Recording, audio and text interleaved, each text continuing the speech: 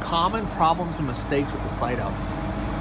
And what we're going to show you in this video is that the slide out seals have not been being cleaned and maintained, that the sealants have bled out on the slide out from the fascia. So as you can see that the putty tape is bled out from the side of the fascia. The water has gone inside and damaged the wood flooring of the slide out. It's also stuck on the side of the wiper seal all the way up. It's also causing scratch marks on the body itself. As we look down here further, you can see that the putty tape is bled out. It's also caused the hardware that holds the floor to the frame to buckle and actually rupture through the material and dry rot the floor. See a number of locations. You can see that the screws are all rusted and backing out.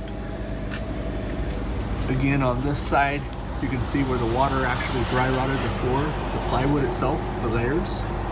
And again, as we look at the rear of the slide out, you'll see that the putty tape is on the slide out seal, as well as bled out from the fascia.